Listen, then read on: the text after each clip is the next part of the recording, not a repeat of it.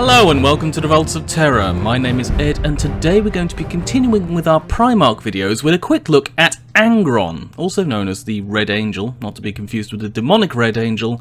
Angron was the Primarch of the World Eaters Legion.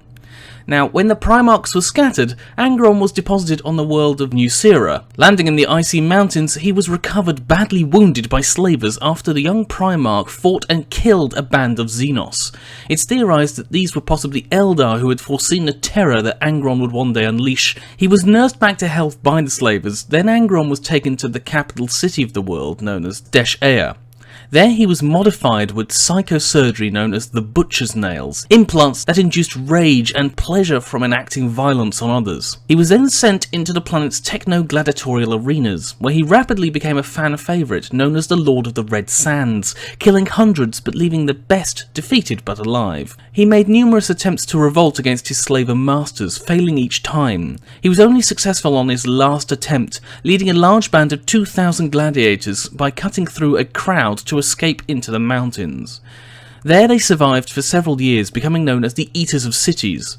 They held off forces sent to capture them, but were rapidly running out of resources and the attrition of fighting was losing men rapidly. His army, starving, ragged, and now only 1,000 strong, were eventually surrounded by several well-equipped armies, and a battle was about to commence when the Emperor arrived in orbit. He travelled to the surface with some custodes to confront Angron before the battle. He promised Angron much power, equipment, a legion to lead, and a lifetime of conquest, but surprisingly Angron refused. He chose to stay and die with his comrades rather than leave with the Emperor. The Emperor apparently left rebutted by Angron's refusal, but just as the battle was about to be joined, the Emperor teleported Angron away to his ship.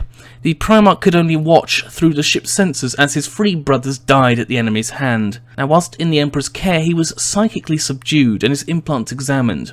They showed the nails were a permanent addition to Angron, and they were remapping the Primarch's brain as they did with other men.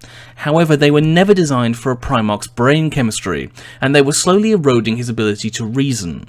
However, no known action was taken to correct this problem. Eventually, he was taken back to the 12th Legion, known at the time as the Warhounds. He initially refused to interact with his gene sons, even when forcibly teleported to their flagship.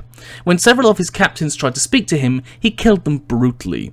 They did not resist, as the Emperor had ordered no hand to be raised against their new Primarch, so they died, including their acting Legion commander.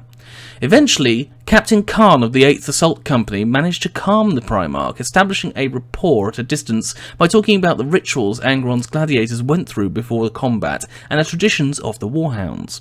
Angron, impressed by their record, finally decided to join his sons, renaming them the World Eaters, telling Khorne they would make new traditions together. The World Eaters joined the crusade stronger than ever. With Angron at their head, they conquered their way across the stars. They were criticised for their overly bloodthirsty tactics, but none could argue with the results, with numerous compliant worlds left in the Legion's wake. Despite his successes, Angron was widely criticised, but for nothing more so than what he did to his new recruits. Even the Emperor criticised his use of the Butcher's Nails implants, and then added to his own marines, taking his men from soldiers to bloodthirsty berserkers, with heightened aggressiveness in battle and uncontrollable rages outside it. Despite the advantages, the deficits did not suit the Emperor, and he himself ordered that Angron stop the implantation. Angron ignored the Emperor's command and continued the practice. The Legion was also criticised for their post-battle conduct, performing blood rituals and competing to take enemies' heads during battle. Eventually, the Emperor's own executioner, the nickname for Leman Russ, was sent to Malkoya, where the Legion was currently taking action, along with Russ's own Legion, the Space Wolves, to enforce the Emperor's will. There was very little negotiation, unfortunately, which broke down quickly, and a short but bloody conflict erupted between the Wolves and the Eaters. Angron engaged Russ in single combat.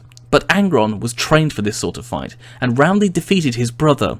However, he had not minded his surroundings and had become encircled by Russ's bodyguards, as his legion was now encircled by Space Wolves. They spoke, but Angron refused to see reason, still holding that he had won, and that more of his legion had survived the battle compared to the Space Wolves, despite Russ now being able to destroy them all if he ordered his men to open fire. Russ was disappointed by Angron's blindness, and not wanting to massacre his brother's legion, he ordered a retreat so he could report to the Emperor. How many could he have saved had he opened fire then? We don't know. But after Russ's failure to restore the World Eaters, the Emperor commanded Horus himself to go and retrieve Angron and return him to Terra for punishment. However, this was an error on the Emperor's part, as Horus had already fallen to chaos at this stage. He told Angron exactly what he needed to, saying the Emperor was an honourless weakling, and that Horus's new order would allow him to indulge his rage against those who had criticised him and his legion. The Red Angel needed no further persuading, and joined Horus's cause immediately. He joined Horus in revealing his treachery at Istvan III, taking part in the battle to eliminate the loyalists from the traitor legions. During the heresy, Angron and his legion joined the Word Bearers in the assault on the Ultramar region. However, Angron saw Lorgar, the Primarch of the Word Bearers, as a weakling and refused to cooperate with the main battle plan, frequently wasting time on worthless targets. They actually nearly came to open conflict until an elder contingent tried to eliminate Angron themselves. Lorgar and Angron worked together to defeat the Eldar, then put their feud aside to focus on Ultramar. Lorgar, however, noticed how unstable Angron was becoming, and recommended that he return to Nuceria to find closure and maybe overcome the butcher's nails, which were now killing him slowly due to overuse. However, on his return, he learned that the slave lords had massacred his brother's slaves, and claimed that Angron had fled the battlefield. Angered, Angron ordered the world purged. The Ultramarines had attempted to intervene, having tracked Angron there. The Ultramarines fought against the World Eaters and the Word Bearers, who were also there, and both Lorgar and Angron fought Guilliman, Primarch of the Ultramarines. During the battle, Guilliman accidentally desecrated one of the bodies of Angron's long-dead comrades, crushing a portion of their skull. This sent Angron into an insane rage beyond anything that had been seen before. This allowed Lorgar to conjure a ruin storm to the world, a sort of warp storm around the specific planet, and focus the demons that poured through into Angron, using his brother's rage to allow him to accept demonic possession that would ironically save Angron from a slow death through the butcher's nails. The few remaining World Eaters librarians tried to halt this but failed, and Lorgar completed Angron's transformation into a full demon Prince of Khorne, the chaos god of war, skulls and blood. Guilliman retreated, horrified by the corruption of his brothers by the warp. There, on the field where his brother's slaves were killed, Angron pledged himself and his legion to Khorne, and an ocean of blood that would follow in their wake. Later, during the Siege of Terra, Angron participated by raining horrifying destruction down on their defenders. Some sources say it was Angron himself who issued Horus's terms of surrender to Sanguinius as the Great Angel stood atop the Imperial Palace walls, which of course Sanguinius declined, although other sources say it was Lorgar, not Angron, who issued these terms. After the siege was broken, Angron was led back to the Eye of Terror, where he was named a true demon Prince of Khorne by the god himself, gifting the twisted red monstrosity that was once a Primarch command of a demon world and the Black Blade a demonic sword. He left his original weapons, chain axes known as Gorefather and Gorechild, behind, although Khan had taken Gorechild as his own. That is everything I wanted to mention in relation to the Primarch Angron in relation to the Horus Heresy. I hope that's been informative for everybody, and that not all Primarchs were as stable as some others.